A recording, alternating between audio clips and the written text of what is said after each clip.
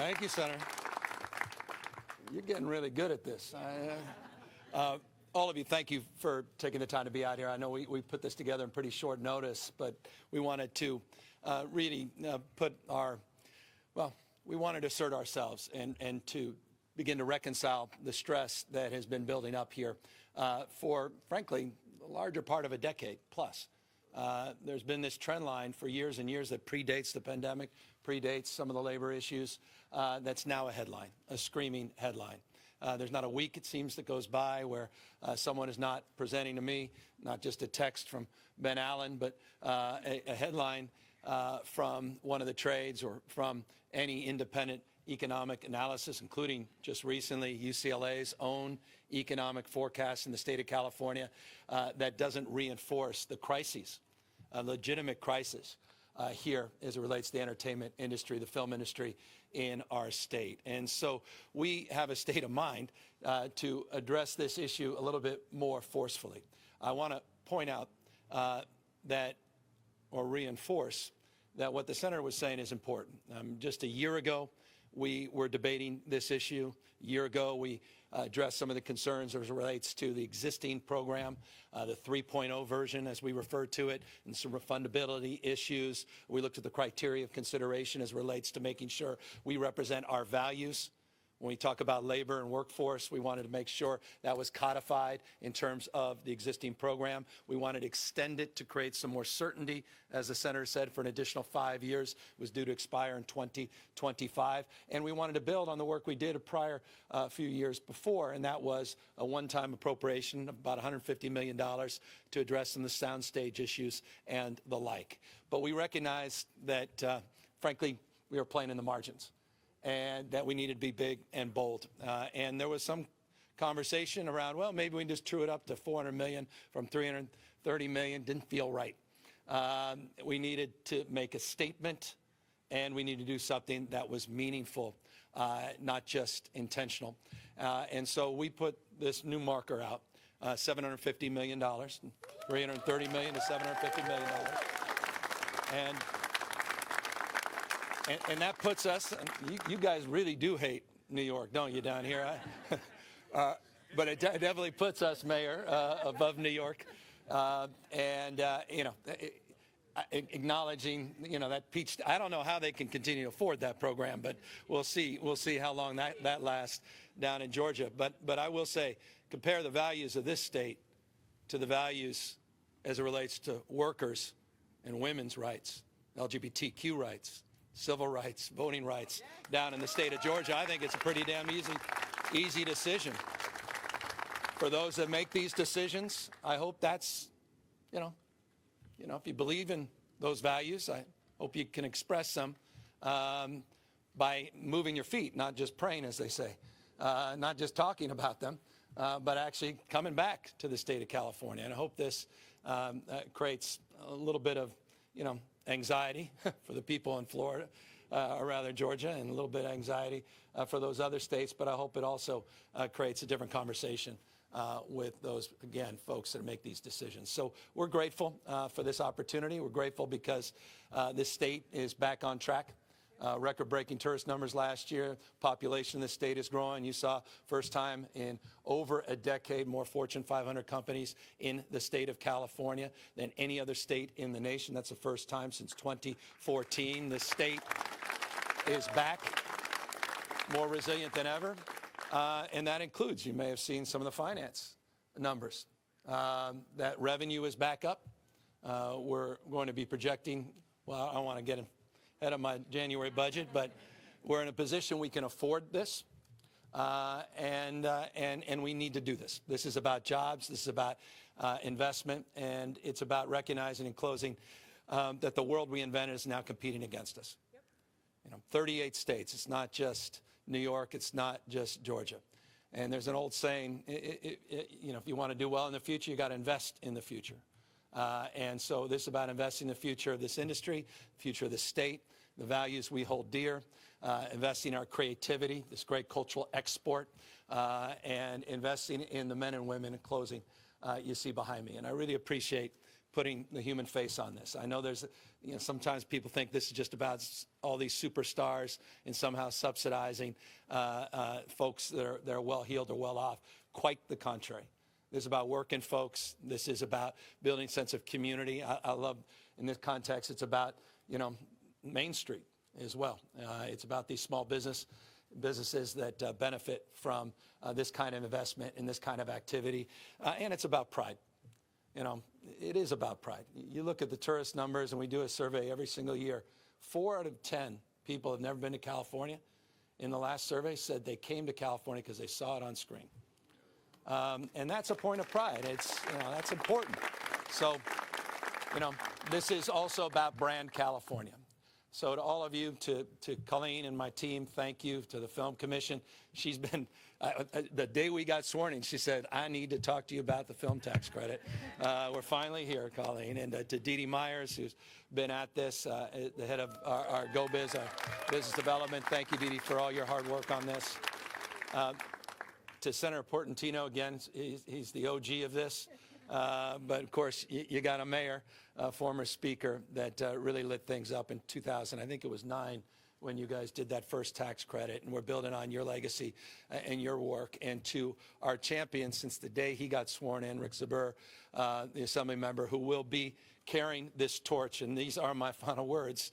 This is a proposal, and we're going to need all your help. We're going to need your support. We've got some remarkable legislative leaders here. But we're going to need that support to get this over the line. And so I want to thank you, Rick, for your support of this effort, but in anticipation and expectation, all of your support to get this over the line in our January budget. With that, we thank everybody. We're going to take a quick photo, and then we'll go around and ask some questions. So anyway, thank you all for taking the time to be out here. So this, as I said, January proposal. It will be in the January budget. We'll go from $330 million to $750 million. We built, I think, best-in-class framework for tax credits in this country last year. We codified that and expanded it for additional 5 years. But there are obviously a lot of people are interested in potentially looking at the criteria eligibility and looking to expand it, looking to build on it. And no one's ideological about that, at least in our administration. We're open to argument, interested in evidence, what works best, and we'll work with the legislature through the legislative process. The good news is there's a lot of muscle memory as it relates to tax credits the last few years at the state level, and so I'm confident in the process. Final word, it's been acrimonious, been difficult. A lot of the folks you saw out there assembled, been at odds and been, some would say at each other's throats in some respects, and it's wonderful to see everybody together, united around a position and a proposal at a time when people again, feel a lot of anxiety and feel so divided. So I think this also has a unifying appeal within the industry. And final word, it's not the last word. No one's naive that this is going to somehow solve for everything. I mean, you've seen the 5-year averages as it relates to scripted TV down 55%, down 48% as it relates to feature films, below average the last 5 years. We got a lot of work to do. And so I don't want to overpromise that this is, quote unquote, the only solution. Clearly, we have a lot of other ideas that need to be brought to bear. We have a projection of the cost-benefit ratio of the tax credits versus what actually it might bring in the way of overall revenue, not only locally but to the state. It's a question we ask all the time, frankly, across the spectrum. And it relates to R&D tax credits, it relates to all kinds of incentives. There's the tangible and intangible, and then there is just competing data that's collected. And that's what's so interesting at times for you, frustrating as a taxpayer in particular. I'll give you an example. LAECD put out a report, said for every dollar we invest, we generate $24.40 of economic output. And there's contradictory data that say it's only marginal benefit. And so one has to sort of look at all of those, I think, with some an open-mindedness, a little more objectivity. Some are going to push and assert the ROI being off the chart. But one thing is obvious to anyone, the industry here is increasingly on life support. And it needs a pattern interrupt. We need to jolt. And people looking to leave, the email box over the last few months has been next level, because I do think there was an expectation that things were going to turn around after some of the labor unrest. and it didn't materialize, and now people are sort of getting in despair, a little panic. And that's why I answer a question you haven't asked, why I wanted to do it now and announce it a few months before the January budget. Do you think you have the votes to pass this? Yeah, I do, because I say, where's the members of the legislature? You'll appreciate this. We had more people than I think even members of the legislature that wanted to co-sponsor the extension last year. There's a lot of enthusiasm in this space because I think what it represents, again, back to pride, values, culture, expression, and freedom. And I think a lot of those things, there's sort of a dark cloud. I don't want to get into politics, but a lot of folks feeling that anxiety as it relates to potential darkness in 10 days, which we're going to do everything to make sure it doesn't happen. And what this industry represents as it relates to free expression, what it represents in terms of diversity, and thought, and I think that's it will play well from perspective of getting those votes. You mentioned the state is in a position to afford this now. How are you going to pay for this increase? It's just part of the budget I'm putting together. We balanced not only the current fiscal year, as you may recall, I balanced for the next fiscal year with the legislature, so we provided a 2-year framework for a balanced budget. We've had some very good revenue news. Some of it has been made public. It's exactly what we had said. If you go back to my January and May budgets, the volatility and the dust settling as it relates to the capital gains looked like an EKG chart, 11.4%, 11.9% back, and now the normalization about 5%. As it relates to capital gains as a percentage of personal income tax. And so it's allowed us to see in the future a little bit more, subject to any external, massive recessions and the like. We were able to substantially hold our reserves last year as we balanced for the next 2 fiscal years. I'm looking at other priorities. I'm looking at areas where we want to continue to be more efficient and more effective. I don't want to pull back from that, but we can certainly provide the space for this incentive. Some states have uncapped film tax credits, like Georgia, and certain places outside the U.S., again, no caps. Will a bump to 750 really allow you to compete on the same level with those places that have thrown, if you'll paraphrase, money at you? Yeah, well, I'm going to let the mayor. Let me just say a direct answer to that. If you look at some of those states that have no cap on it, there are also states that haven't made other investments like we have in education, in healthcare, in social services, in housing. And so I think the leadership that the governor has shown, recognizing that this as our foundational industry, I think for too long we took it for granted and assumed that the industry was always going to be here. And I think one of the things that we learned the first time around is that legislators think of Hollywood with the A-list actors and didn't really understand how in almost every legislative district the residents had a direct benefit, because people don't think so much about the ancillary businesses that are impacted. And I remember in those days we were concerned about production going to Toronto. We weren't thinking about Georgia or Louisiana or New York. And because we didn't intervene aggressively then, those places actually developed their own industry. But I just want to say to you, Governor, we don't see this as being all on your shoulders. We are going to help you do this in terms of getting the support from the cities and from other areas to make sure that you have the votes, that this stays in the budget and is able to pass.